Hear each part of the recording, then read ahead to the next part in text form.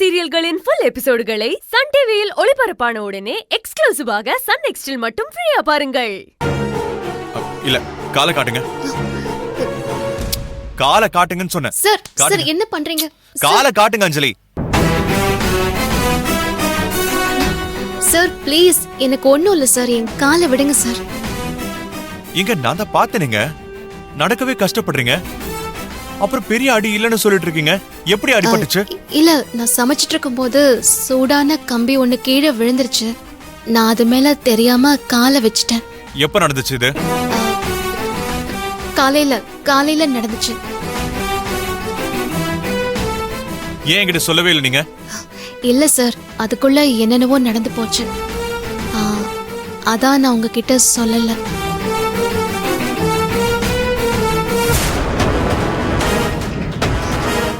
Sir எனக்கு ஒண்ணும் இல்ல சார், நீங்க போங்க சார்.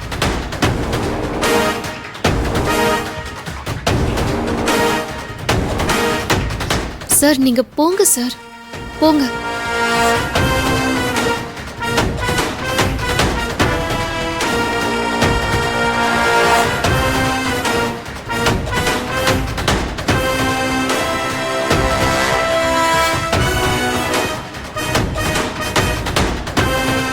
மகேஷ், என்ன இப்படி பண்றீங்க? நீங்க சத்தியத்தை காப்பாத்துற லட்சணம் இதுதானா?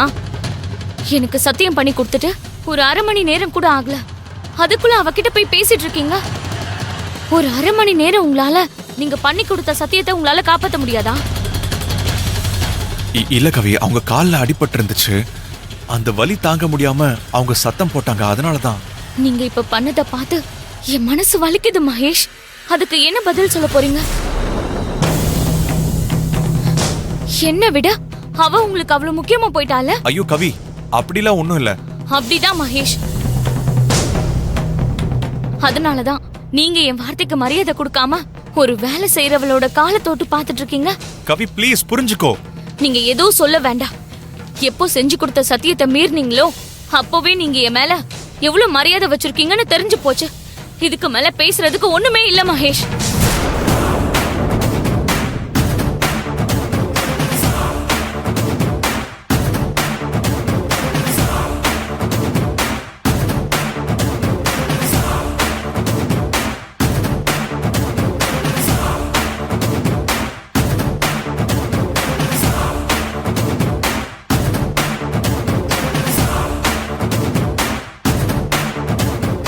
என்னடி, உன் டிராமாவை திரும்ப ஆரம்பிச்சிட்டியா?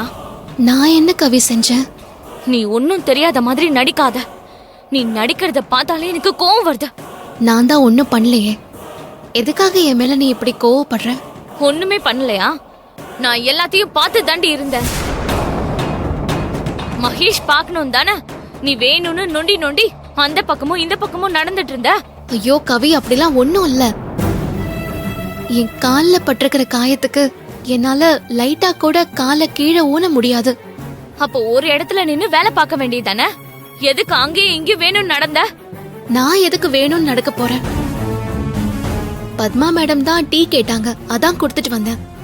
அப்பதானே மகேஷ் பார்த்துட்டு என்னன்னு கேப்பாரு. அப்படிலாம் நான் பிளான் பண்ணிலாம் எதுவும் செய்ய மாட்டேன் கவி. ஏண்டி, நீ எல்லாத்தையும் பிளான் பண்ணி தான் பண்றேன்னு அப்பட்டமா தெரியுது. நீ இல்லன்னு சொன்னா நம்புறதுக்கு என்ன நான் முட்டாள் நினைச்சியா? என்ன ஆச்சு? என்ன சொல்ற அந்த நாடகாரி? அவ எதுவும் பிளான் பண்ணி பண்ணலையாமா, எல்லாம் அதுவா நடக்குதாம். நடக்கும் நடக்கும்.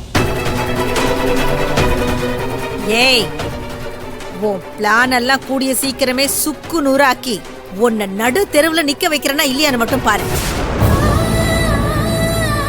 கவி நீ வா.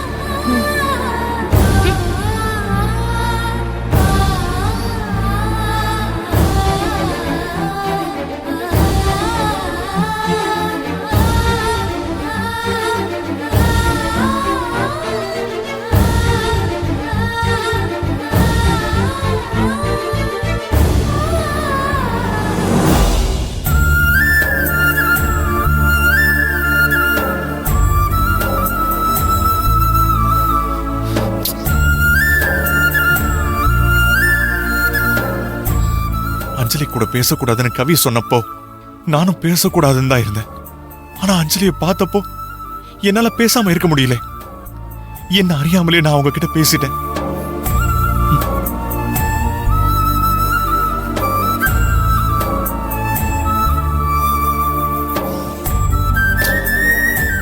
நான் இப்ப அவங்க கிட்ட பேசினதுனால ஆக்சுவலி என்ன தப்பு? அதுக்கு ஏன் கவி இவ்வளவு கோவப்படுறா?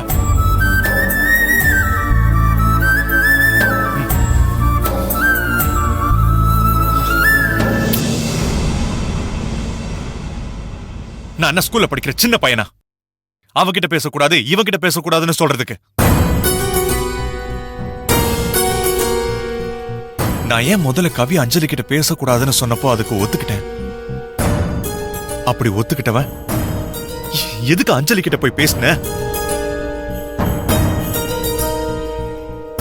நான் செய்யறது சரியா தப்பா எனக்கே ஒண்ணும் புரியலையே.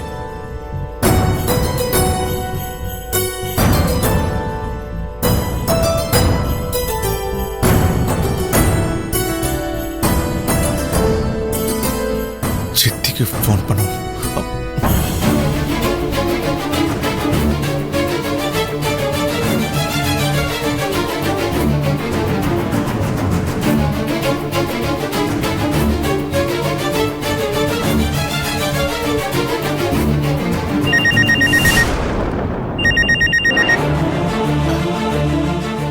சொல்லுப்பா, உன்கிட்ட இருந்து கால் வரும்னு எதிர்பார்த்தேன்.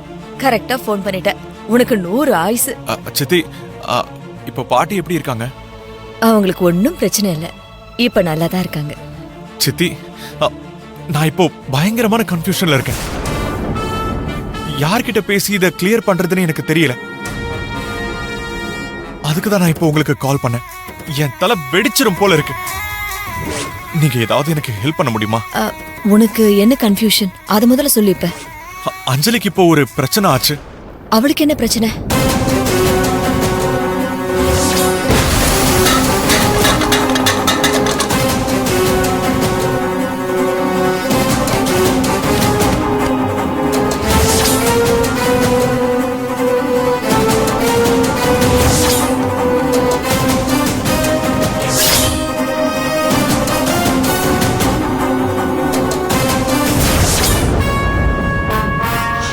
ஏன் இப்படி அஞ்சலிக்கு மட்டும் நடக்குது? அதான் எனக்கும் தெரியல சித்தி. அவங்க மயங்கி இருந்ததை பார்த்ததும் நான் அழுதுன்னு சொன்னல, அதுக்காக கவி ரொம்ப டென்ஷன் ஆயிட்டு என்கிட்ட கோவப்பட்டு பேசிட்டா. ஓஹோ, பொண்டாட்டி மயக்கம் போட்டு விழுந்ததை பார்த்து புருஷன் அழுதா அவளுக்கு கோவம் வேற வருதோ? அவ மூஞ்சிய புடிச்சு இன்னும் உரசி விடாம விட்டுருக்கல, அதான் என் தப்பு. இருக்கட்டும் இருக்கட்டும், அதுக்கும் ஒரு நேரம் வராமைய போயிடும். அதுக்கப்புறம் அஞ்சலி கிட்ட பேசக்கூடாது, அஞ்சலியை பார்க்க கூடாதுன்னு கவி என்கிட்ட சத்தியம் வாங்கிட்டா சித்தி. சத்தியம் வாங்கினாளா? இது என்ன சின்ன புள்ளத்தனமா இருக்கு? நீ எதுக்காக அவளுக்கு சத்தியம் எல்லாம் பண்ணி கொடுத்த? அந்த நேரத்துல எனக்கு என்ன செய்யறதுன்னு தெரியல சித்தி. அதான் சத்தியம் பண்ணி கொடுத்துட்டேன். ஆனா அஞ்சலி கிட்ட என்னால பேசாம இருக்க முடியல.